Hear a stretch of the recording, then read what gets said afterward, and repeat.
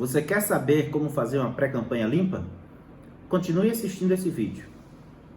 Meu nome é Narciso Fernandes. Eu estou aqui para explicar as regras do jogo de uma campanha eleitoral. Nós vamos falar agora sobre alguns temas importantes para quem é pré-candidato ou quem trabalha com pré-candidaturas, quem é de partido político, quem trabalha com pré-candidatos, quem está assessorando. Nós estamos falando aqui sobre as regras, sobre as normas de uma pré-campanha eleitoral. Neste ano, as normas estão mais claras, estão mais definidas pelo TSE, estão mais explícitas na lei. Então, é necessário conhecer essas normas. E nós não estamos aqui apenas para conhecer, nós estamos aqui para explicar as regras do jogo desta campanha eleitoral. É permitido, nessa pré-campanha, o impulsionamento. Impulsionamento é aquele ato de divulgar de uma maneira paga nas redes sociais algum vídeo, normalmente vídeos mostrando eventos, vídeos mostrando uma fala, e fazer o impulsionamento desse vídeo está permitido. Só que tem algumas ressalvas importantes. Você não pode jogar, por mais que você tenha dinheiro, você não pode jogar todo um dinheiro no impulsionamento disso, porque isso pode ser considerado algo ilícito. Isso pode ser considerado abuso do poder econômico. Então, o impulsionamento que é permitido, e isso assim não está no limbo ainda de debates, está no momento ainda de debates no TSE, mas isso já foi decidido em alguns momentos, é aquele impulsionamento módico, aquele impulsionamento que seja dentro de uma razoabilidade. Você não vai gastar 1 milhão com impulsionamentos, por mais que você tenha 1 milhão pessoal. Então, o impulsionamento é algo que tem que ser feito de maneira comedida, de maneira razoável. Por quê? Porque o TSE, quando for analisar qualquer questão de pré-campanha, ele vai analisar com base no candidato médio. O que é o candidato médio? É o candidato que não seja nem aquele com altos recursos gastos numa campanha, nem aquele que tenha o mínimo dos recursos. O candidato médio é aquele que seria a média mesmo dos candidatos que tenham um nível de recurso para gastar na campanha que seja aquele nível da razoabilidade. Então, mantenha-se aí, mantenha-se nos gastos de um candidato médio, que isso estará mais seguro. A outra questão, o outro tema que nós devemos debater é sobre o financiamento coletivo. O que é o financiamento coletivo? É o que se chama fora do Brasil de crowdfunding, ou algumas pessoas nomenclaturou aqui como vaquinha eletrônica.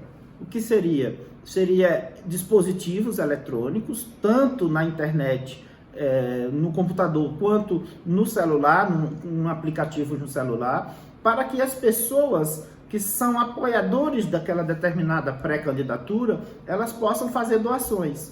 Então, são aplicativos onde as pessoas podem divulgar, enviar para uma lista de amigos, de possíveis doadores, e essas pessoas vão ali e fazem a doação por meio de transferências eletrônicas, por meio de cartão de crédito, por meio de instrumentos de transferência de fundos, até boletos, até imprimir um boleto é possível em algumas desse tipo de financiamento coletivo. E como esse financiamento coletivo acontece?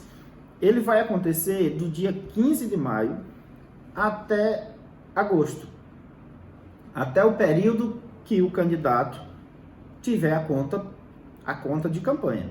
Então, é um dinheiro que é arrecadado na pré-campanha, mas que só pode ser gasto na campanha. E como você pode fazer um financiamento coletivo? Você tem que observar o tempo, o momento que o TSE libera a lista das empresas que estão cadastradas para fazer o financiamento coletivo. Serão empresas que vão se cadastrar no TSE, e essas empresas elas atendem a alguns requisitos essenciais que a lei assim define e elas se cadastram no TSE. Quando elas obtêm o cadastro no TSE, elas estão aptas a fazer o financiamento coletivo para os pré-candidatos. Esse financiamento, ele tem um dia no início, que é o dia 15 de maio. Ele não vai acontecer antes. Você deve procurar a empresa antes, para que essa empresa faça todo o procedimento burocrático antes, porque tem a parte da propaganda, tem a parte do layout que vai para o doador, que vai receber uma informação na internet, mas no dia 15 começa a poder valer as doações, começa o período que as pessoas podem doar. Esse recurso ele fica numa conta dessa empresa e essa empresa vai transferir para a conta de campanha, aquela conta que o candidato só vai ter quando registrar a candidatura e quando tirar o CNPJ. Depois disso ele abre a conta e os recursos arrecadados no financiamento coletivo são depositados nessa conta.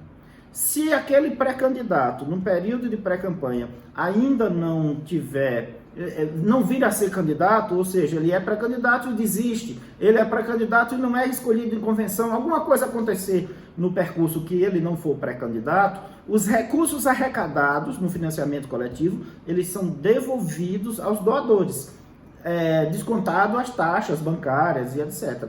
Então, se ele arrecadou, digamos assim, 100 mil com financiamento coletivo, vai ser devolvido para cada um dos doadores. Se o doador doou R$100, vai aqueles R$100 descontado as taxas bancárias para ele. Se o doador outro doou R$1.000, vai aquele R$1.000 e assim sucessivamente. Então é necessário observar duas coisas no financiamento coletivo. Precisa de uma empresa cadastrada no TSE. E é necessário observar o prazo. O prazo que inicia a partir de 15 de maio. E uma terceira coisa, eu falei duas coisas, mas uma terceira coisa, é necessário também observar que você não pode gastar os recursos do financiamento coletivo na pré-campanha, você só pode gastar esses recursos na campanha eleitoral. Aprofundar o debate sobre os gastos na pré-campanha. Você pode até arrecadar na pré-campanha com financiamento coletivo, como foi dito, mas você não pode gastar. Você não pode gastar esse financiamento, esse recurso do financiamento coletivo.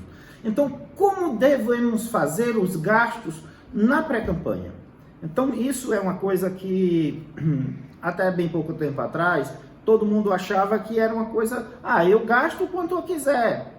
E, inclusive, no mundo jurídico, isso foi um debate. E foi um debate muito profícuo no mundo jurídico sobre o que eu posso gastar na pré-campanha. Então, a orientação que o TSE tem levantado é a linha do candidato médio. O candidato médio é aquele candidato que não é nem o mais pobre, nem é o mais rico.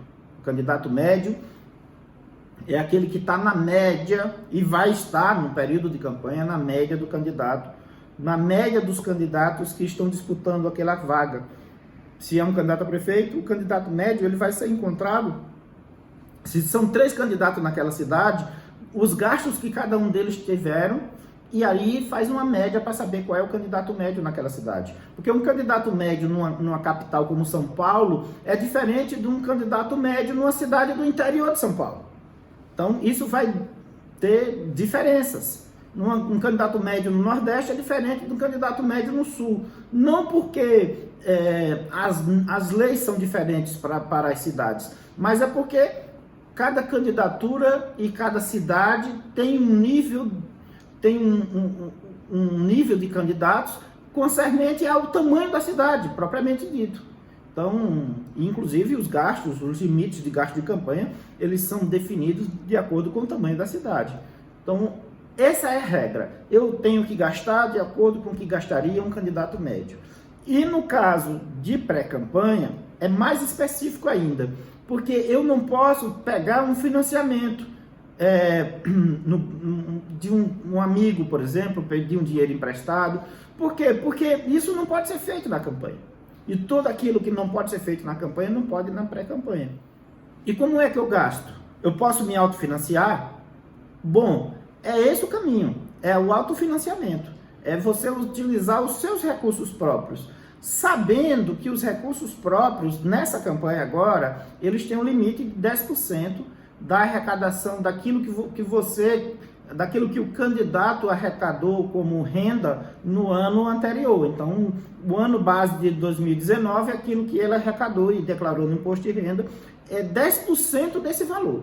Você pode gastar numa campanha eleitoral. Então, como autofinanciamento. Então, é importante atentar para esses limites. Então, no período de pré-campanha, é muito bom ter cuidado. É bom ter cuidado com os gastos, porque tem decisões judiciais, em casos, inclusive, que eu participei como advogado, de que as pessoas foram punidas, inclusive com cassação de mandatos, porque houve um gasto exagerado no período de pré-campanha. E isso, até bem pouco tempo atrás, era absolutamente livre, porque as pessoas não fiscalizavam o período de pré-campanha quanto a gastos. E agora, nós cremos que o Ministério Público vai fiscalizar, porque o Ministério Público ele está mais atento a esse período de pré-campanha. Então, vamos ter uma forma mais módica de fazer esses gastos, mais inteligente, de uma maneira mais ajustada à realidade de cada cidade, para evitar dor de cabeça. Nós estamos aqui para debater as regras do jogo de uma campanha eleitoral. Nos acompanhe nas redes sociais, para que você fique atento e possa melhor se instruir sobre as regras do jogo da campanha eleitoral. Eu sou Narciso Fernandes. Estou aqui para ajudar e para debater, para discutir as regras de uma campanha eleitoral.